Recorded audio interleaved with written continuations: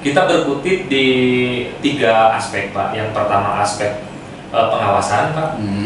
Aspek pengawasan, aspek publikasi atau sosialisasi publikasi yang tentunya core-nya adalah penegakan hukum.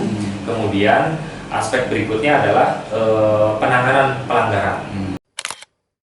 Assalamualaikum warahmatullahi wabarakatuh. Assalamualaikum warahmatullahi wabarakatuh. Terima kasih Pak Kasat Pol PP dan Pemadam Kebakaran berkenan hadir dan menyempatkan waktu dalam acara bincang-bincang kami terkait dengan kegiatan dalam rangka agenda penyusunan perencanaan DPHCHT. Juga kita punya agenda sedang menyusun sebuah regulasi tentang tata kelola DPHCHT. Sekaligus juga kita ingin ada masukan terkait dengan penciptaan sebuah sistem informasi manajemen dana bagi hasil cukai tembakau. Pak Kasat, terima kasih di tengah kesibukannya dan ditunggu lagi setelah ini pun dengan kegiatan rapat berikutnya. Saya mohon maaf mengganggu waktu sebentar. Pak Kasat, begini, jadi ceritanya dana bagi hasil cukai tembakau ini sudah dimaklumi dan sudah diketahui berdasarkan ketentuan Peraturan Menteri Keuangan Republik Indonesia bahwa pengalokasiannya sudah jelas, ada di bidang kemasyarakatan, di bidang kesehatan, dan bidang penegakan hukum. Nah, kalau saya bercerita dengan Pak Kasat, tentu adalah core di bidang penegakan hukum.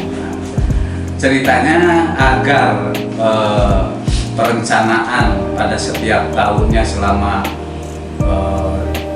yang kita tentukan, ya kita ingin punya rencana jangka menengah pemanfaatan dan penggunaan DPHCHT ini minimal 5 tahun sudah terencana dan terarah. Ya, karena seringkali kita terevaluasi pada setiap tahunnya mau apa nih, mau apa lagi, bingung gitu. Kalau sudah terarah, saya kira akan lebih tertib, lebih teratur, dan mungkin outputnya juga lebih jelas, dan indikator pencapaian target kinerja dari lembaga maupun pemerintah kabupaten akan lebih berakselerasi lah, itu intinya. Nah, karena ada core penegakan hukum, ya kami sudah mensusun roadmap yang itu juga dari Pak Kasat. Mudah-mudahan ada beberapa hal yang desain atau konsep ke depan seperti apa selama 5 tahun. Misalnya tahun pertama penegakan hukumnya modelnya seperti A, B misalnya, terus tahun berikutnya seperti apa kelihatannya. Karena ini dana DPHCHT ini dana yang selalu ada, dan kalau sepanjang riwayat, kalau nggak salah dana ini tidak pernah kena refocusing gitu. Suatu yang istimewa menurut hemat saya gitu kan, dana ini kalau tidak dimanfaatkan secara optimal. Dengan ada rencana 3 agenda itu, Pak Kasat, tanggapan, komentar atau masukannya seperti apa? Silakan Pak. Terima kasih Pak Asda atas undangannya. Kemudian kami tentunya langsung saja Pak, di core-nya sebagai bagian dari penegakan hukum dari DPHCHT ini, pembagian ruangnya tentunya sangat menyambut baik apa gagasan-gagasan yang digagas oleh Pak Asda ini. Tentunya ke depan, betul Pak, saya sangat sepakat bahwa 5 tahun ke depan, jangka menengah, jangka pendek, menengah, bahkan panjangnya itu pemanfaatan dana DPHCHT ini harus terencana, terpola. Karena tadi ada kebingungan pada saat berganti tahun, itu apa yang harus kami lakukan.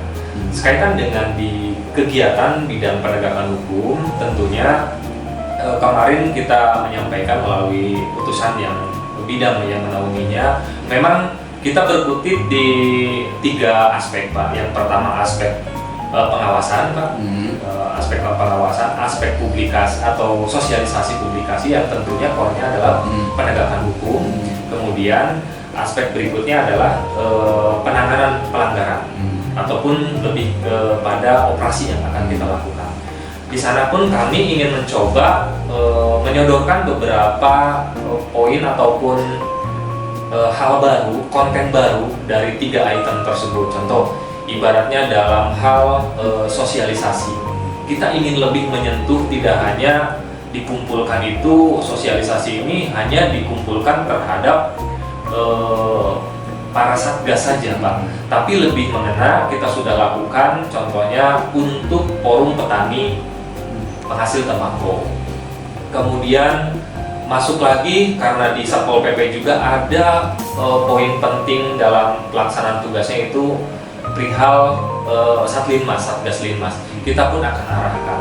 Bahkan lebih jauh kita ingin mencoba poin sosialisasi ini dengan pola-pola baru, diantaranya melalui tablik akbar, kemudian melalui acara-acara dengan komunitas. Itu saya pikir akan lebih mengena Pak untuk sosialisasi. Diantaranya itu yang sedang kami rancang, baik di 2023 yang berjalan, tentunya di 3 bulan terakhir ini, dan di tahun yang akan datang pun sama Pak.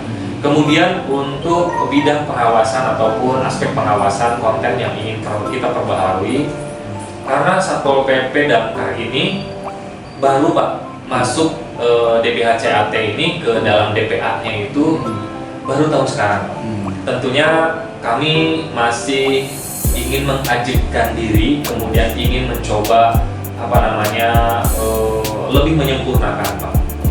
Di antaranya dalam hal pengawasan, tentunya kita Pulinfo ini sangat kekurangan dalam aspek peralatan penunjang.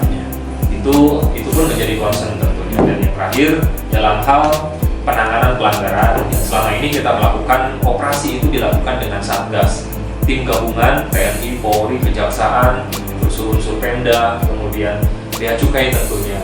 Pada saat dilakukan penegakan, hasil sitaan itu diserahkan ke Bea Cukai.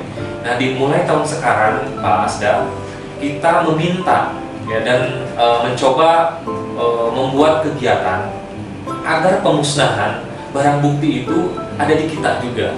Nanti pola dan mekanismenya ini yang sedang digodok. Jadi sekali lagi dengan mungkin nanti ending akhirnya akan muncul regulasi sekaitan dengan pengelolaan DPHCAT ini di Kabupaten Majalengka, khususnya secara kebijakan lokal, ya sangat menyambut baik Pak.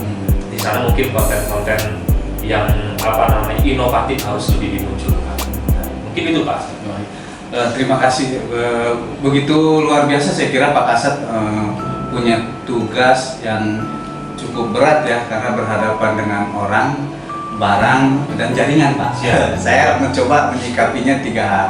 Kenapa berhadapan dengan orang? Ya tadi bagaimana bahwa orang dapat mengetahui dan memahami ketentuan dengan cukai tembakau ya Pak. Kelihatannya itu.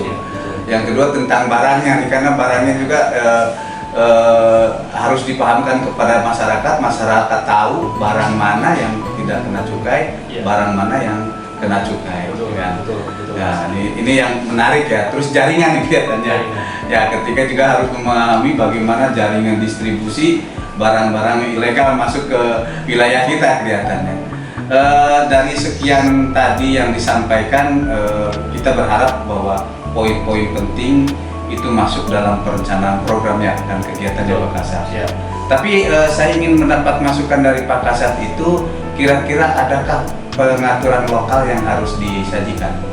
Misalnya taruhlah ini, kalau saya baca memang di ketentuan peraturan Menteri Keuangan sudah begitu lengkap ya, dari pergerakan bagaimana penegakan hukum terhadap cukai ilegal ini bisa dilaksanakan. Tapi apakah ada muatan-muatan yang memang secara lokal menurut Pak Kasat, saya kira ini dipandang perlu masuk di sebuah regulasi yang lebih spesifik. Ada tidak Pak? Baik, Pak Asda, kalau saya lebih mencoba menangkap aspek-aspek di lapangan itu, mencoba mengusulkan nih, tentunya balik lagi nanti barangkali penggodokannya di Pak Asda juga. Alangkah baiknya juga ada penegasan Pak tentang segmentasi. Contoh, walaupun kami penegakan hukum, kami masuk di beberapa jaringan tadi Pak. Jaringan pedagang, kami harus paham distributor gitu, kemudian petani gitu. Bahkan saya lebih condong mengusulkan, karena daerah kita ini di daerah atas, Bantar Ujeb, Lemah Sugi dan sebagian Malusma itu merupakan penghasil tembakau Pak. alangkah baiknya kalau beberapa segmen, contoh DK2 UKM, ibaratnya kami dari Pol PP dan dari teman-teman yang lain yang memang mengalami atau mendapatkan dana bagi hasil ini, lebih didorong kepada pola pemanfaatan si hasil petani ini, Pak.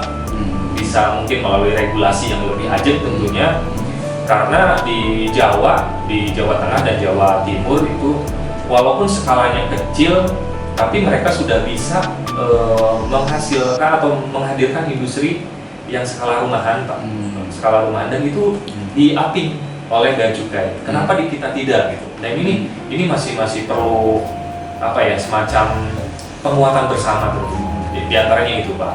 Jadi segmentasi kami di penegakan juga tidak hanya mendorong ataupun penegakan menangkap barang-barang saja, Pak, tapi bagaimana memberikan pemahaman dan mendorong juga untuk industri rumahan sekaitan hasil tembakau juga gitu.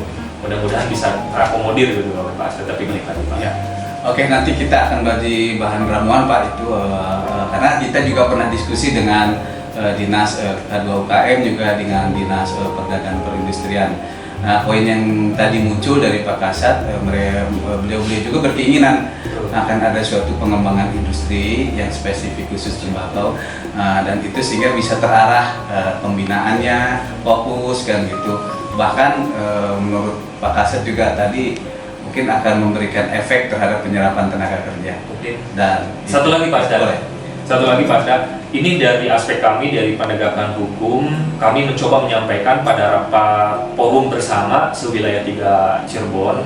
Saya coba gagas untuk ada slot di Satpol PP sewilayah 3 itu, bahkan minta juga supporting dari Satpol PP Provinsi untuk melakukan operasi bersama di perbatasan. Operasi gabungan ya?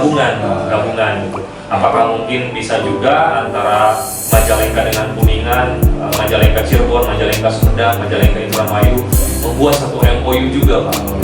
Mungkin barangkali bisa dalam konteks kerjasama ya. Iya, kerjasama gitu. Poin penting saya kira itu juga akan menjadi bahan catatan kami, Pak, untuk merumuskannya seperti apa pula yang akan kita regulasikan. Saya kira terakhir dari saya, Pak Kasat, kira-kira karena ini arus komunikasinya harus berjalan dengan lancar dari aspek perencanaan, pelaksanaan, monitoring sampai evaluasi. Pak Kasat berkenan ya kalau kita membangun sebuah sistem informasi manajemen DBH. Sangat berkenan, Pak. Kita support selama memang ini kan untuk kebaikan Majalengka juga, tentunya gagasan-gagasan yang dimunculkan oleh Pak Asda, tentunya Satpol PP Damkar kita ikut andil di dalamnya, mari sama-sama. Oke, terima kasih Pak Kasat, luar biasa kami hari ini mendapat support pemikiran ya, support pandangan ya, dan bahkan gagasan ide yang tadi saya simak untuk kemudian kami rumuskan ya menjadi bahan tindak dalam penyusunan roadmap regulasi bahkan untuk sistemnya itu sendiri. Siap. Terima kasih sekali lagi atas waktunya. Sama-sama. Mohon maaf atas keterganggunya. Siap, sama-sama. Assalamualaikum warahmatullahi wabarakatuh. Waalaikumsalam.